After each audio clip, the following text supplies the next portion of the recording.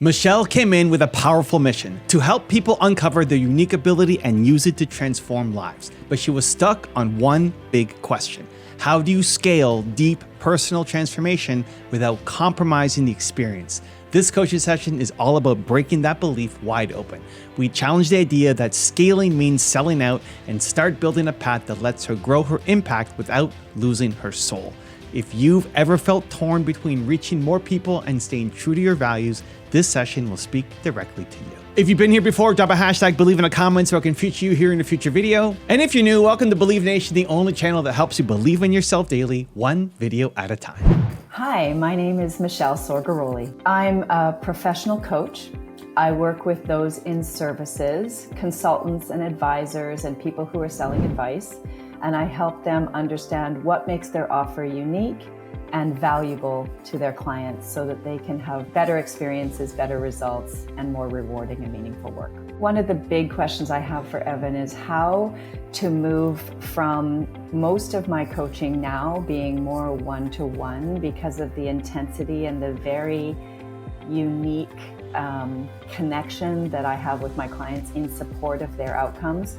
And I know that Evan creates value as well, and I'm trying to see how to do that. I'm learning that through YouTube, which is really interesting, but how to do that more in a group setting or in a community. Evan's got the Movement Makers community, so I'm also studying how he's delivering value in a community setting to learn from him as a leader that way too.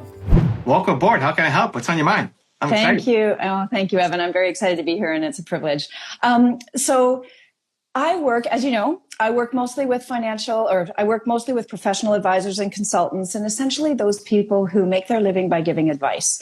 And what I do is I help them with their unique ability. I help them identify that. And also I help them attach value to it so that they can actually see their unique opportunities for creating more value in the marketplace. And once they can sort of feel it, acknowledge it, and act on that value, they can build a much, much more rewarding business, as you already know, that is both more financially rewarding and professionally and personally meaningful and rewarding as well. Most of my clients will grow, and this is important to me. They grow 3, 5, or even 10 times within a few years. And the challenge that I'm facing is about scale. So given that the journey that they're on with me as a differentiation coach, everything's very unique and one-to-one and very bespoke, if you will. Given that it's such a unique journey for them, I am struggling with how to find a way to scale this and also deliver the value experience that I want for my clients to have. I love it. And listen, even in how you're saying it, there's just so much love and care, and it's great. I love it. It's great. Thank you. Not just because you're Canadian, which is also great. So true. The good news is there's a lot of options and almost all of them can work.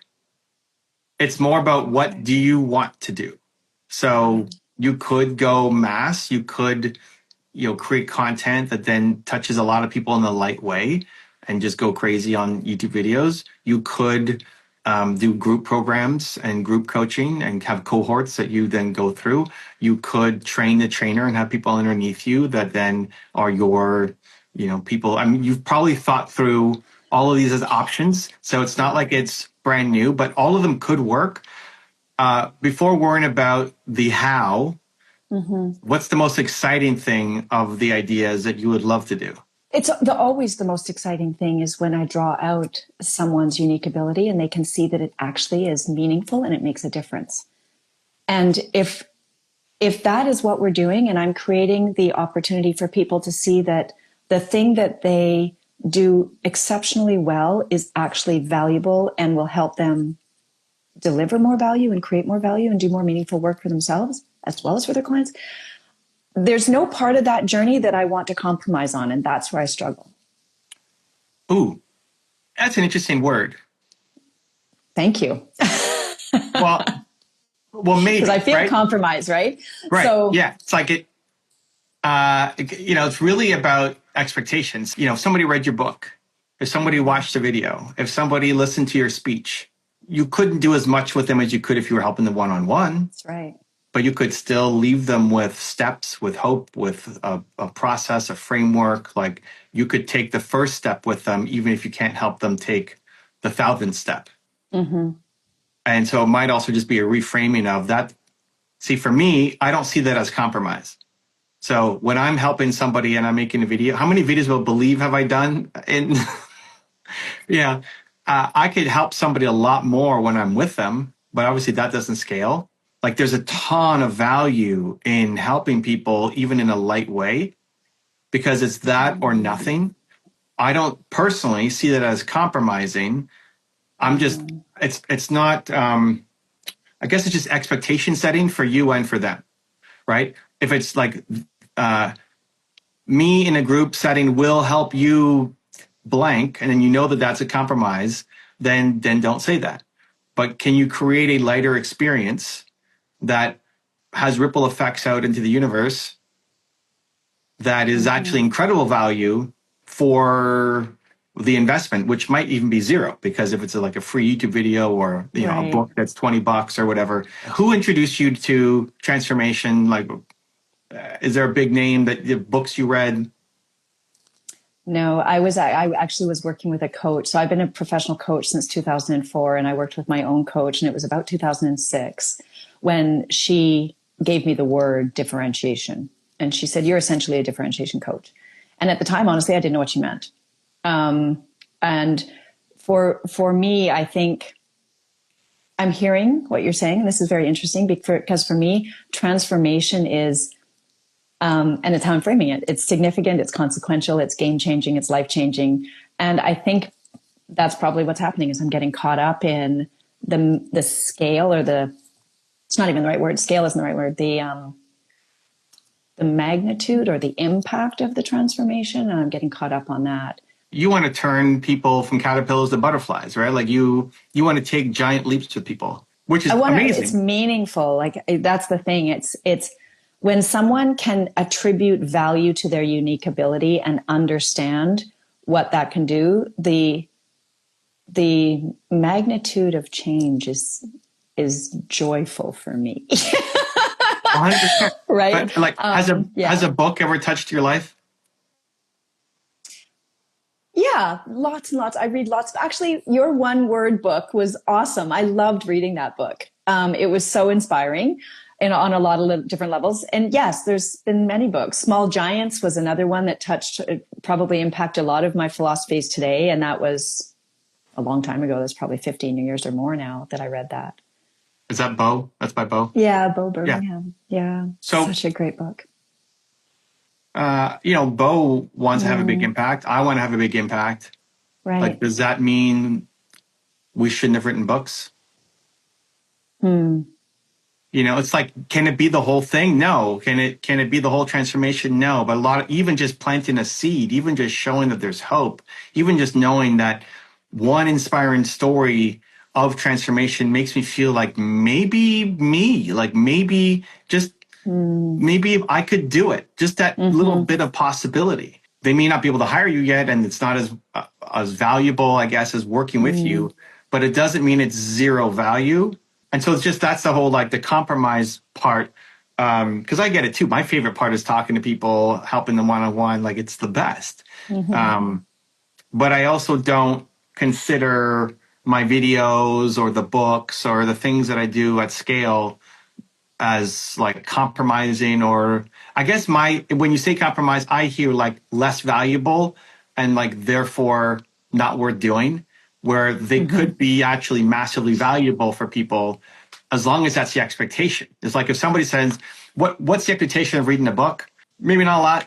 It's like it's $20. How many books people buy and sits on the shelf and never do anything with? But then like they would read your book or they would watch your YouTube video, and it actually has this payoff that even makes me think for the next 24 hours, is already incredibly valuable to that person compared to their expectations.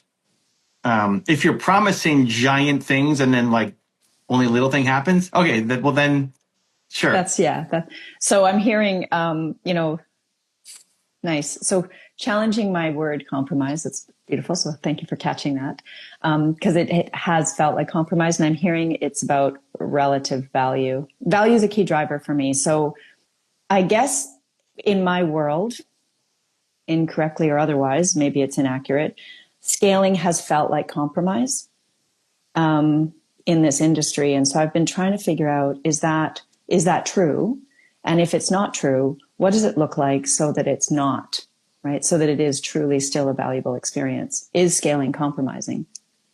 Sure. And that's where your unique ability is your unique ability. So it's not something that other people have. So it's scaling the exact same thing is not something that you can 100% do. So why I picked on just the compromise is more a trigger word for me to understand is because in understanding that and what it means to you, maybe breaking through or past that can lead to a different strategy.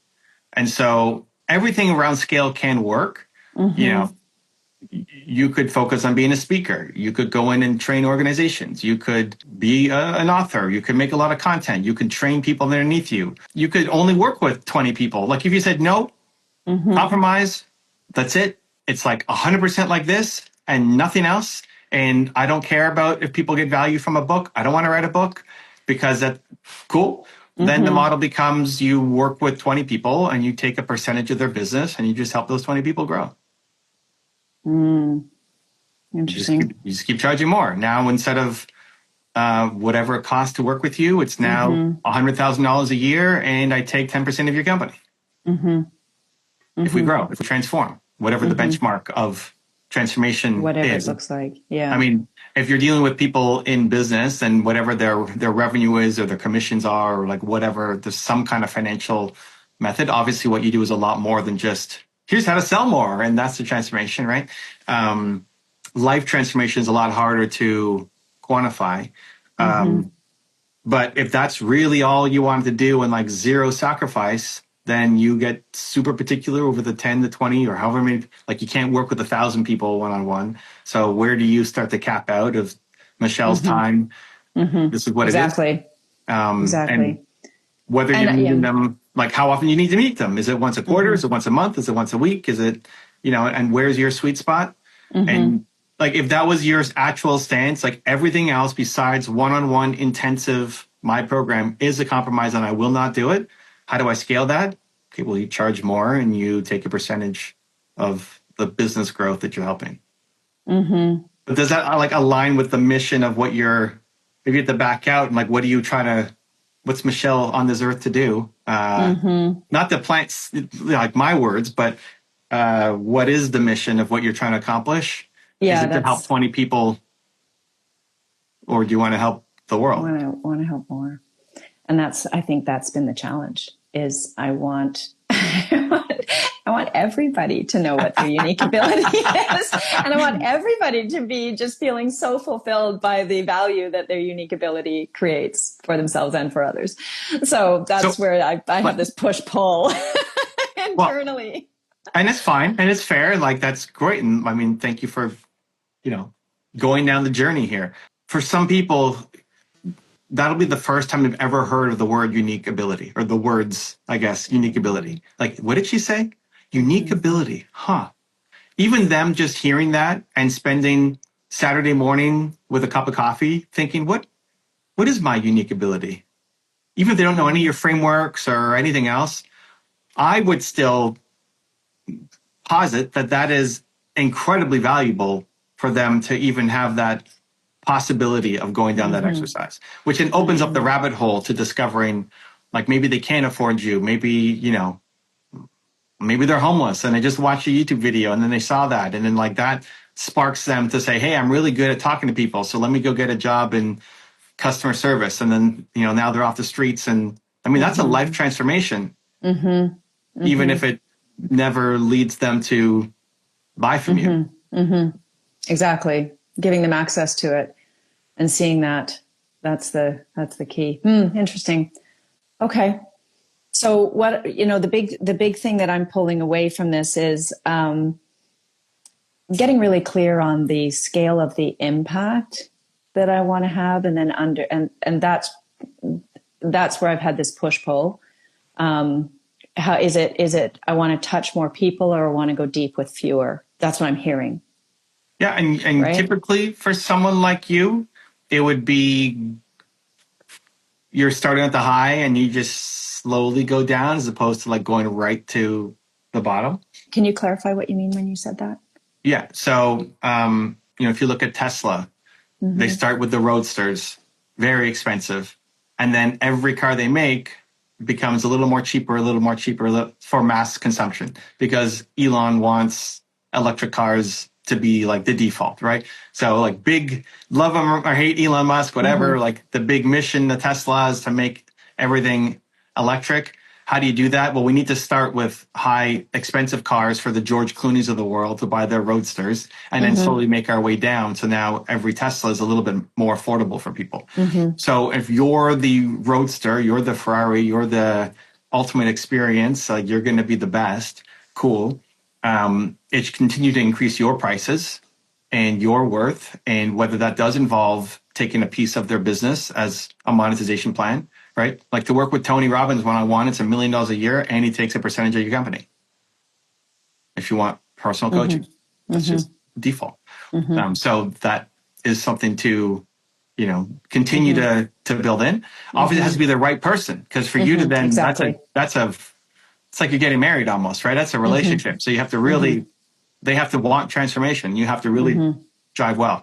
But then underneath, like who's the one person that you might be able to start this with that you can send clients to? The people who then can't afford your rates, who's the person underneath? Who's the like one trainee that you could bring on who is very well aligned? Maybe they're a past client, someone who just really super deeply connect with, who you can train, who's like, it's a joy to work with. And they're going to hit your benchmarks like 95% of the time. Right. And so they're not quite you, but they're the best like junior partner version. Right. There might even be a model to, is there a method for them? Like they're never going to be you ever. Right. I mean, it's the whole point of unique ability. It's your unique ability. Yeah, exactly. But is there a model? And I'm just going on the left field here, but this is fun. It's my ability, I guess. Like, is there a model to take somebody who can take a lot of your methodology, but then add in something connected to their unique ability to actually then make it different? Oh, certainly. It would be silly to think that that's not possible. Absolutely. There would be a way for someone to take what I'm doing and certainly make it their own and add value in a different way, or even perhaps even better. Right? For the right person, it would be better. Exactly. And so then are we then compromising if you had a number two who then could actually service some people better than you because they're taking the best of your thing and adding sprinkles of their unique ability on it, then are we compromising? No, that's brilliant. I mean, that would be amazing, right? If others can, and I believe that's possible. Absolutely. I'm not, if anything, it's compromising for you to take the client because they could do it better. Exactly, because they could do it better. I agree. I 100% agree with you. Absolutely. There are coaches who do a whole bunch of things way better than I do, and I don't pretend to be able to do those things well, and I don't compete in those arenas.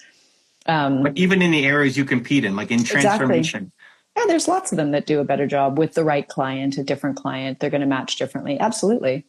So if that is baked into the model, it's like, I'm going to teach you my methodology. We're still going to follow like whatever the 95% match has to be. And then there's the 5% that's unique ability that like, this is only like you try to tell this joke. You try to put sunflowers behind you on the wall. Like it's not going to work. Like that's Michelle. Not going to work. Exactly. You have to do your thing. You can't just put believe next to you and think that now you're Michelle, right? And that's part of the work. Like to work for me, you also have to figure out your unique ability. And we're going to sprinkle that in, which would actually make you a better fit for some clients than me. And now we're not compromising. We're actually giving a better solution for clients. Yeah, we're enhancing it. But what it means is you're growing one person at a time, as opposed to some people with their coaches were like, let's hire 25 coaches. Okay, guys, read the book. Okay, go. We're selling coaching now, right? Yeah. That's not going to work for you. That'll be a major compromise, right? That would be a major compromise.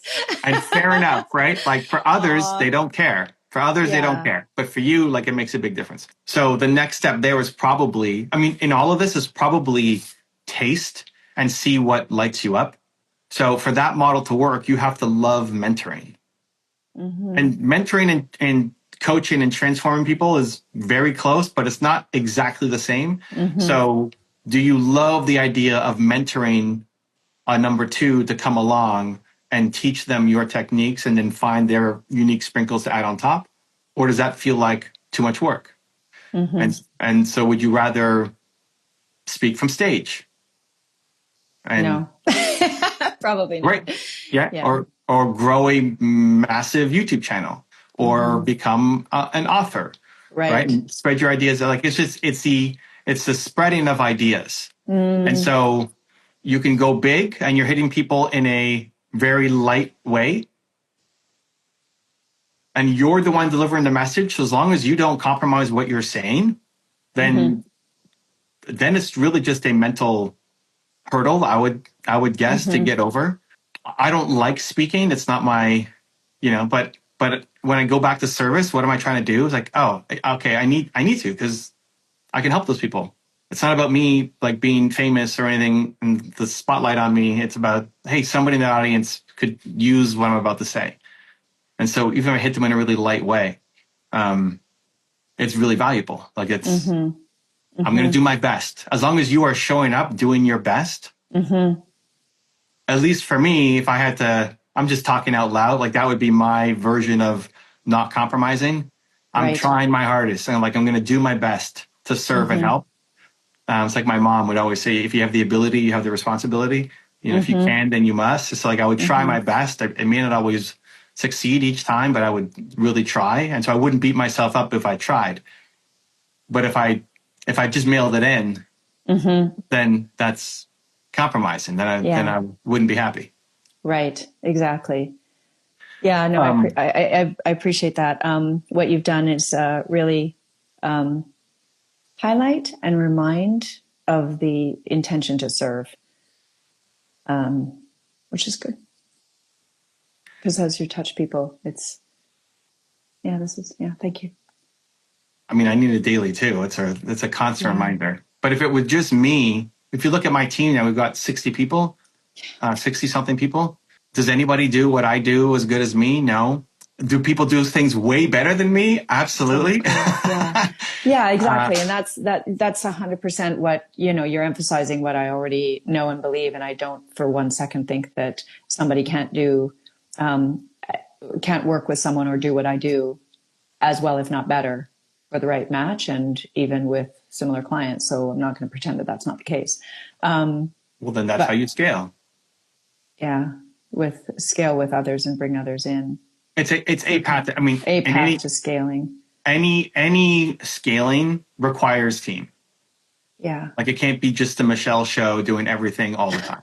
Well, fortunately, I also work with my husband. So my life partner, my husband, and we've been working together since 2007. And we've also been married since 1995. So it's the two of us. And we have a couple of other people that we lean on periodically for support, for help. It's just more like, what do you want as you scale? The only model where you are not scaling team is where you just make absurd amounts of money with existing clients, which means you're taking a percentage of their business. You become an incubator.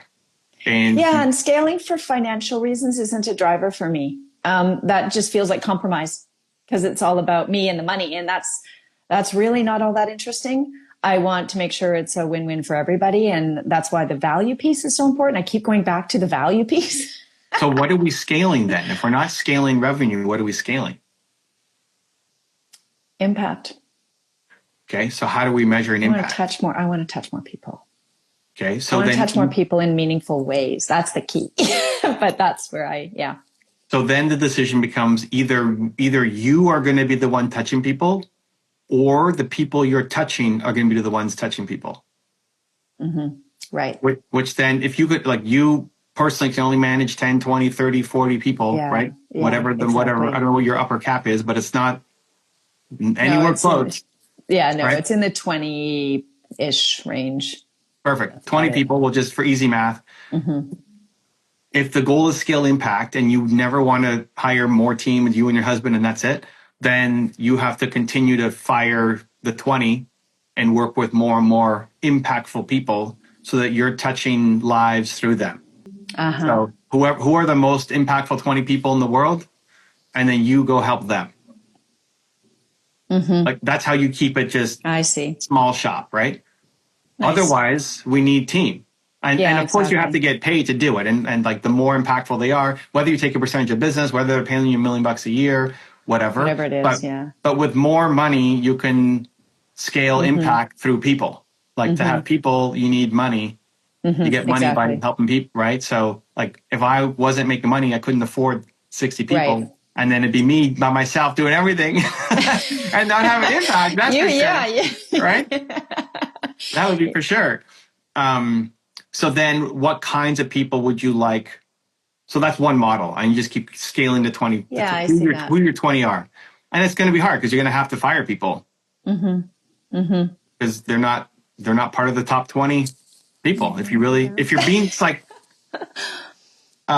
if we're being true to our mission, it forces us to grow and make hard decisions. Right. So if you actually want to scale impact and you're not going to scale team, not that I'm not saying this is what you're going to do, but if you want to scale impact and not team, then you have to scale the impact of the people you're with. And that means turnover on the people that you're with. You're going to have to let them go and go for more impactful people, or at least people with more upside. And almost ruthlessly letting go of the people who aren't, because you're cheating your mission, helping this person who's good, but not great. Not going to have the kind of reach. Right. Right. Or ripples. Okay. So that's an option. The second option, we're going to scale through team. And so if we scale through team, then is it going to be more people like you, like more, I don't know what you would call yourself, whether it's a coach, a strategist, a coach, advisor, coach. Perfect. Essentially. So we're going to have more coaches, and you're going to start training coaches that way. You could have group programs where you're training, but you need now like admin staff to support people, because there's going to be questions and community, and like you can't handle 1,000 questions from people coming in. Right. Or we're just going real public, and then that's like popular YouTube channel, speaking gigs, book deals, etc. And like all of them work. Everything works. Right. But they don't all work for you. Right. And so the job is like, who does Michelle want to be when she grows up? Yeah, I'm still asking that question. Right. What's your next transformation? What's the next? Right? Yes, it's exactly. And I've been that's interesting, because transformation, as you know, it's something that it requires change. And I've been bumping up against this for a few years now. And, there's like, you can feel this. I'm like, I know I'm bumping up against it, and then I'm pushing back, and there's resistance. And so I'm sitting here in this point of transformation, and I've been arguably stuck for a while. Right. I mean, I don't know what your methodology is, but I'm assuming somewhere in there, the acknowledgement of being stuck and the willingness to go on a transformation journey is a key part of actually making transformation. So like, that's where you are, which is there's a pull. It's a very exciting place to be. Like the transformation can be really fast if somebody's open, willing, versus someone doesn't even recognize and is closed-minded, right? Yeah, I feel like I'm standing, and I know this. I mean, I've seen my clients do it every day, right? But I feel like I'm literally standing on the cliff or at the bungee jump. I got to go over and just trust that cord is going to keep me safe. But I don't want to go back. I don't want to step back. I don't want to retreat, if you will. I do want to step in. And I think I'm thankful for today's conversation. First, compromise is a word that's not been serving me. So I appreciate that you brought that forward. And second, the key is that you put things in groups, which I appreciated. So having scale through impacting people who have scale, if you will, would be the first group that you talked about. The second group was through team or through group or through licensing other or working with other coaches, that kind of thing. And then the third one was through public, as you said, YouTube, books, speaking, that kind of thing. So just simply grouping them that way really helped me gain a wee bit of clarity there. So I could see, just grouping them. It's funny, isn't it? How I'd consider, but they all look different to me, but by grouping them, it actually helped a lot. So I appreciate that. I mean, I like how you just summarized all that. That was great. Thank you. I also wouldn't even see it as a like edge of the cliff bungee jump moment and hope like the cord catches me. You don't have to leap into anything. Like transformation, unless that's the kind of person that you are, and like it's all or nothing, and you have to commit and go in. Like a lot of these things could be small tests and samples and see. Do you like sushi? I don't know. Let me try it and see what it tastes like. Like, do you like mentoring people? Let me try it, see what it tastes like. Yeah. Do you want to do a group session? Let me try it with 5 people and see what it tastes like. And like, you're not killing your business. So I've already done those. So I've done groups, I've done scaled teaching or, group training, that kind of thing. I've done community. I've actually tried working with a couple of other coaches a few years ago, which was unsuccessful. So I have dabbled. I have put my feet into almost all of these categories, but not all.